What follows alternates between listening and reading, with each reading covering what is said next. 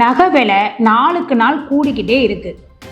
ஆனால் பேங்க்ல போய் நகை அடகு வச்சோன்னா நம்ம எதிர்பார்க்குற பணம் கிடைக்கிறது இல்லை. அது ஏன்? இப்போ நம்ம ஊரில் உள்ள நகை அடகு கடை இருக்கும். அந்த அடகு கடையிலலாம் நகையை கொண்டு போய் வச்சோன்னா பணம் கூட கிடைக்கும். பேங்க்ல வச்சோன்னா அவங்க குறிப்பிட்ட அமௌண்ட் மட்டும்தான் கொடுப்பாங்க. இதுக்கு பின்னால் என்ன காரணம் இருக்குது அதை பற்றி பார்ப்போமா?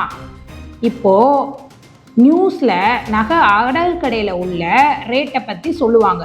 இன்னைக்கு தங்கம் விலை இவ்வளவு, இப்போ 1 பவுன் 1 லட்சத்தை தாண்டிடுச்சு. இதே நீங்கள் பேங்க்ல போனீங்கன்னா இப்போது நகையோட கிராம் எவ்வளவு, அதோட சுத்தமான தங்கம் எவ்வளவு, இதை வச்சு தான் அவங்க கணக்கு பார்ப்பாங்க.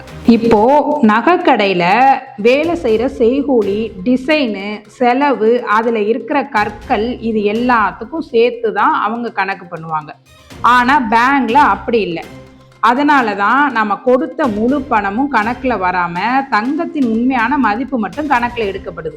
இதில் இன்னொரு முக்கியமான விஷயம் என்னன்னா, ஆர்பிஐ போடுற கட்டுப்பாட்டுக்கு கீழே தான் பேங்க்லாம் இயங்குது. இதுல இருந்து பார்த்தா நகையோட உண்மையான மதிப்புல இருந்து 75 முதல் 80% வரதான் அவங்க கடன் கொடுக்க முடியும். நாளைக்கு தங்கம் விலை குறைஞ்சா பேங்க் நஷ்டமாகிடக்கூடாதுன்னு இந்த வரமுறையை கொண்டு வந்திருக்காங்க. அதனாலதான் பேங்குக்கு போனாலும் நமக்கு பணம் கம்மியா கிடைக்குது.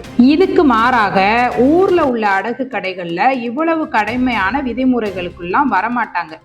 அவங்க தங்க விலை உயர்ந்த நேரத்தை பார்த்து கொஞ்சம் ரிஸ்க் எடுத்துக்கிட்டு அதிக தொகை கொடுக்குறாங்க. ஆனா அதுக்கு பதிலா அவங்க வட்டியும் அதிகம் வாங்குறாங்க. அதாவது வாடிக்கையாளர்கள் பணம் கட்ட முடியாத சூழ்நிலையில அடகு கடைக்காரர்கள் நகையை விற்று அவங்க சமாளிச்சுப்பாங்க. சுருக்கமா சொல்லணும்னா, பேங்க்ல நகை அடகு வச்சிங்கன்னா உங்களுக்கு பாதுகாப்பும் உண்டு, வட்டியும் கம்மி. அடகு கடையில் அடகு வச்சிங்கன்னா வட்டி அதிகம். இதனால தான் நகை விலை கூடினாலும் பேங்க்ல அடகு வைக்க போனீங்கன்னா பணம் கம்மியாக கொடுக்குறாங்க.